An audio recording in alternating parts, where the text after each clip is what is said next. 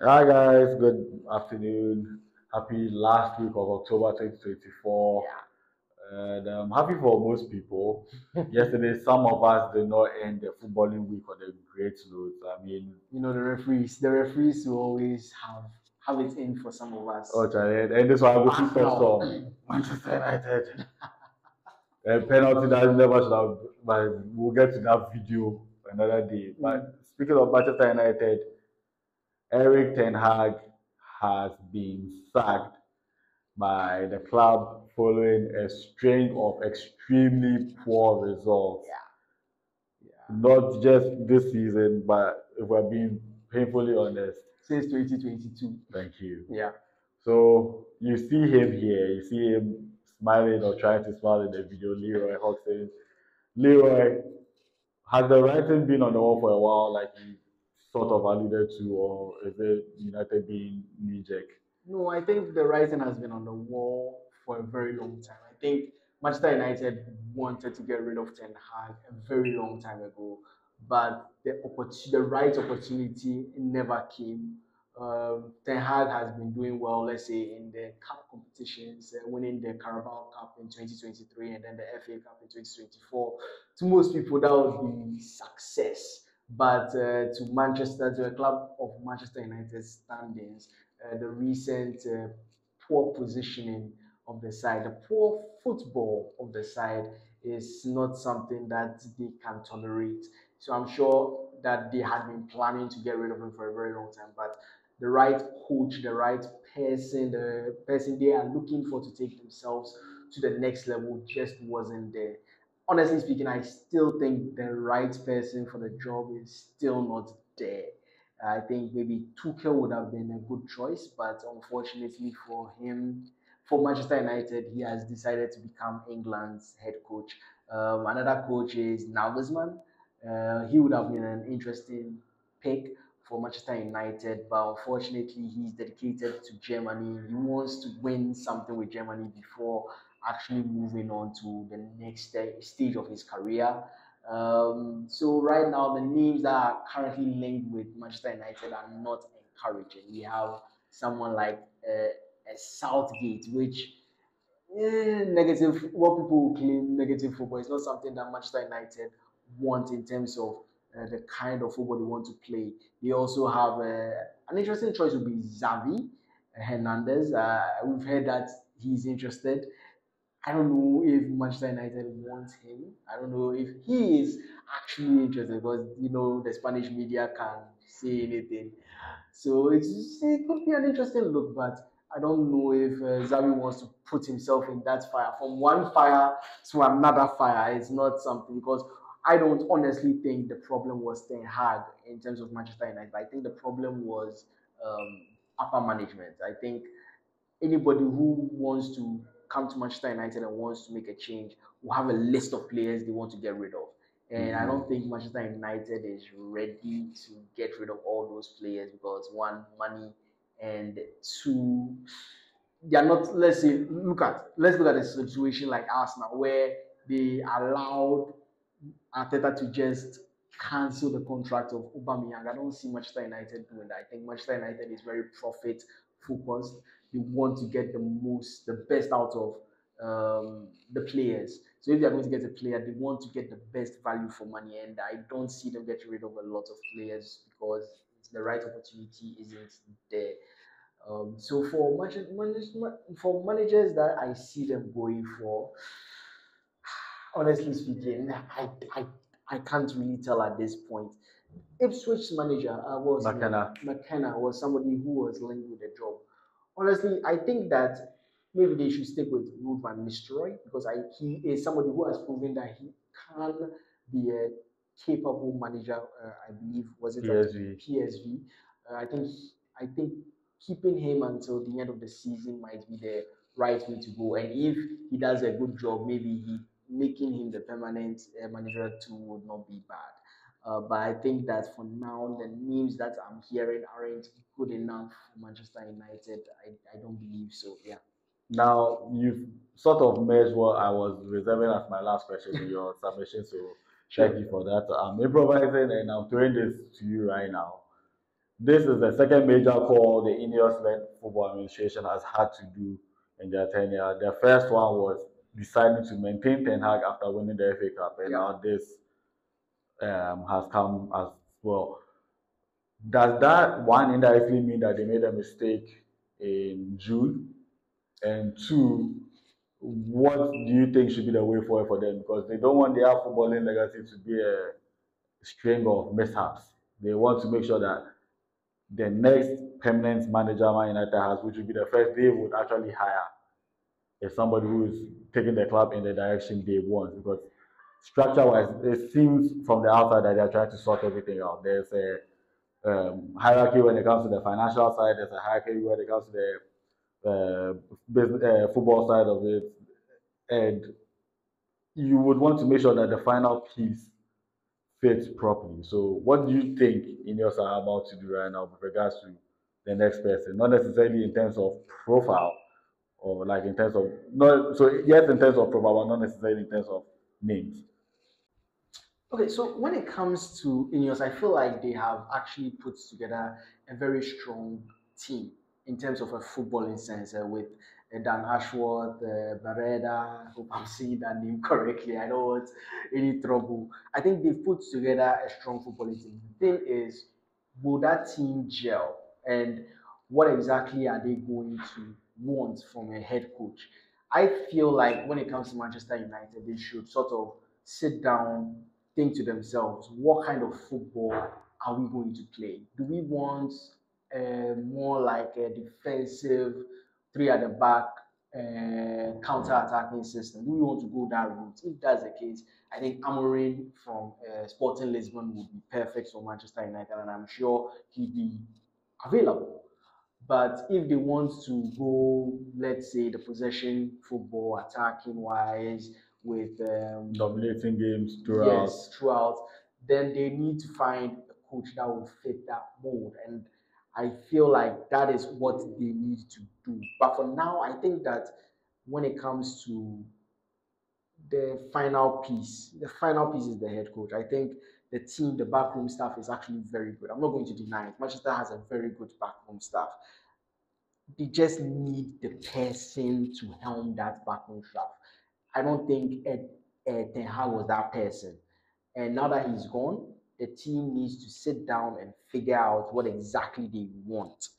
And so my advice to the top brass would be leave this season, forget it. Let Ruud van Nistelrooy take over for the entirety of the season. It's going to be difficult. I'm sure the fans are going to be upset. They will be like, we should get in a new coach, especially if Van Nistelrooy doesn't do well. They will be calling for a new coach. The problem is there isn't anybody right now that you can point to and say this is the right person for Manchester United. There isn't, because we don't know what Manchester United wants in terms of football. So again, I feel like forget this season, sit down, plan. I want this kind of coach. I'm going to look at all of the options you have and start targeting them before the end of the season, so that when that's the end of the season does come, you can bring the person in and start from there. Maybe even you can even start, let's say by January, start getting rid of the players that the coach wouldn't want and start bringing in players who will fit his mold and who would fit the mold you want for your team. Because right now, Manchester United has too many players who do too many things and don't really seem to have an idea, or should I say, don't seem to really fit a particular style of football that you want. You have a destroyer in Casemiro. You have a Ugarte, who's a completely different number six.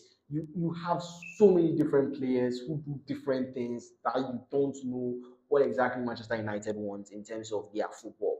So again, I think that they need to leave it to Ruud van Nistelrooy. Who knows? Because again, Ruud van Nistelrooy is not a bad coach. He did a very good job at PSV.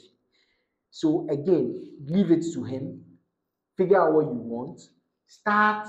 I'm not saying that take the entirety of the season. Start planning by, let's say, January. Start getting rid of the players that don't meet the standard. Start bringing in the players who will fit the standard. And by the end of the season, bring in the coach who is supposed to take, because you have to understand something. Planning is very, very important. You need to have a plan in place. Football is not just bring high quality coach and it changes everything. Look at Everton. Everton had brought Ancelotti, and they did nothing. and Rafa Benitez also nothing. They did nothing. You need a plan in place. Look at Arsenal. Arsenal had a 5-phase plan. We all were laughing that get rid of Arteta because he's not doing anything. He's inexperienced. We complained. I have to admit, I was one of the people who complained about Arteta. That what exactly is he doing? But now I can sit down and say I understand what Arteta wants to do for the club. So the plan must be set. There needs to be one. There needs to be one. It's very, very important. And I know that with the team they have at the back, and let's say at the top executive level, is very good. And I think that if they can all agree on one thing, they will be able to form a plan in place, get the right coach in place, and Manchester United will not be a giant again in the first couple of seasons, but they will get there if the plan is followed. Because you have to understand something about Manchester United. Even though they are terrible right now on the field, in the commercial department, I don't know what kind of wizardry they have in their commercial department, but in the commercial sense, they are very, very strong. And having that financial backing, right, is going to be very, very important. It's going to be very, very important. So maybe in the first, let's say 5 years, they might not be, let's say, challenging for the title, but they will be getting there slowly, and we will see that improvement. So again, Manchester United, let Ruud van Nistelrooy continue to the end of the season. Start planning, figure out what you want from your coach or what you want from the team. Get rid of the players who don't fit that mold, and move on. That's all. Okay, so in wrapping up, I have a 2-in-1 question for you before you give your social media handles. Sure. The A part of it is of 100, rate Ten Hag's time at the helm. And the B part is what is next for Ten Hag. What do you foresee being next for Ten Hag? Well, Ten Hag had a good job, did a good job at Ajax. Got all the way to the semi-final. So he's not a bad coach. He was just in a bad situation, bad environment. I think if you get him into the right environment, he will thrive. Look at someone like Emery. Nobody expected. I'm going to use Arsenal because me, I'm an Arsenal fan. Emery was terrible at Arsenal. He was somebody I was hoping would be the savior. Unfortunately, he was the Judas. Charlie, it was a terrible experience. That doesn't mean he's a bad coach, because look at what he's doing at Aston Villa. Put him in the right situation, right scenario, you can have a great situation. So I think Ten Hag just needs to find that home for him so that he'll be able to thrive. I don't think he's a bad coach. I just think that the current situation Manchester United is, with no plan, no forward thinking, just buying players willy-nilly, overpriced. It was just buying Ajax players, hoping that they will be able to replicate Ten Hag's Ajax. It was so. I think that right now, Ten Hag just needs to find the right home for him that will be able to elevate him. Right now, his stock has definitely gone down. He's not going to be getting the Real Madrid, the Manchester Cities anymore.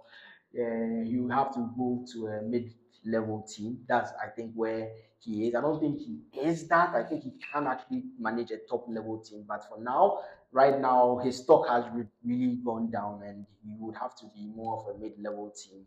Hopefully, he can find one that will be able to elevate him and show to the world that he is not really that terrible of a coach. Rating his time at United, I think over 100. Over 100. Unfortunately, I can't. I wanted to give him average, let's say around 50, because he won 2 trophies. But just the style, the fact that we didn't understand what he wanted from his team, we didn't understand what style of football he was playing.